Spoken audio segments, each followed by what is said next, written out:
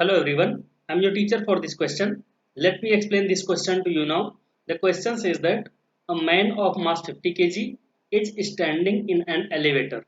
If elevator is moving up with acceleration g by 3, then work done by normal reaction of floor of elevator on man when elevator moves with or distance 12 meter is where g is equal to 10 metre पर second. Question में given है एक आदमी है जिसका मास 50 kilogram है, जो कि एक लिफ्ट में खड़ा हुआ है और लिफ्ट g बाई 3 एक्सेलरेशन से मूव कर रही है अपवर्ड डायरेक्शन में।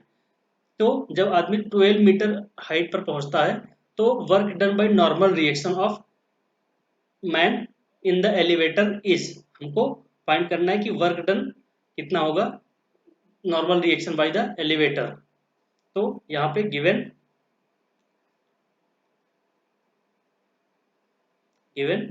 Mass it is represented by m जो कि 50 किलोग्राम है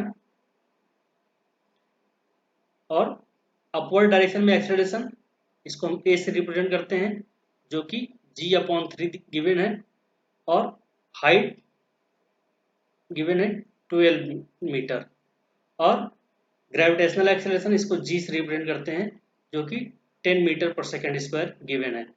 सो लिफ्ट में अगर कोई खड़ा है तो उसका जो वेट है वो वर्टिकली डाउनवर्ड डायरेक्शन में वर्क करेगा mg और नॉर्मल रिएक्शन अपवर्ड डायरेक्शन में, क्योंकि यहाँ पे क्वेश्चन में गिवन है कि एलिवेटर जो है वो अपवर्ड डायरेक्शन में मूव कर रहा है, अपवर्ड डायरेक्शन में g/3 से मूव कर रहा है।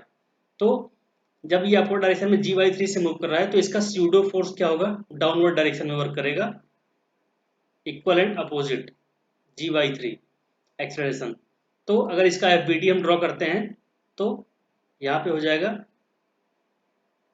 अभी ये हो जाएगा n इज इक्वल n, और ये हो जाएगा mg plus m into g/3।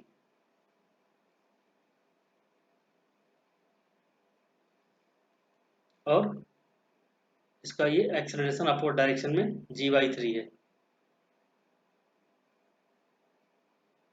सो इसका हम यहाँ पे एनर्जी इक्वेशन अप्लाई करते हैं।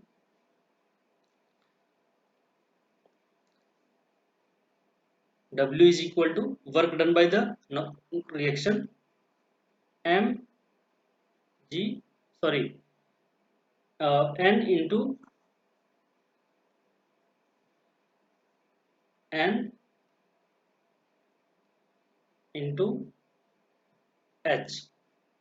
यहाँ पे n क्या है, नॉर्मल रिएक्शन, तो यहाँ पे n की वैल्यू क्या हो जाएगी mg plus mg/3 into h। यहाँ पे हम वैल्यू सब्स्टिट्यूट कर देंगे।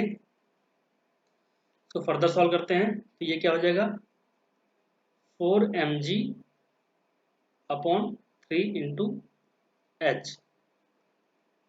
4 इंटू m की वैल्यू गिवन है 50, g की वैल्यू गिवन है 10/3 इंटू 12, इसको जूल से रिप्रेजेंट कर देंगे।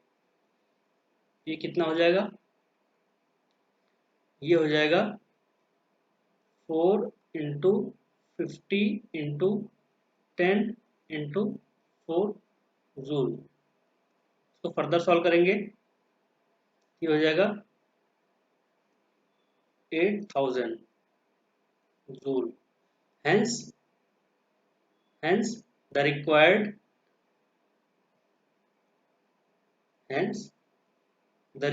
work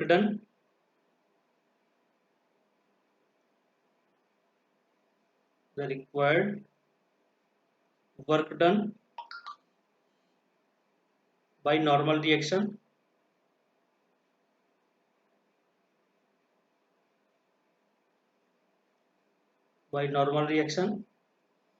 will be 8000।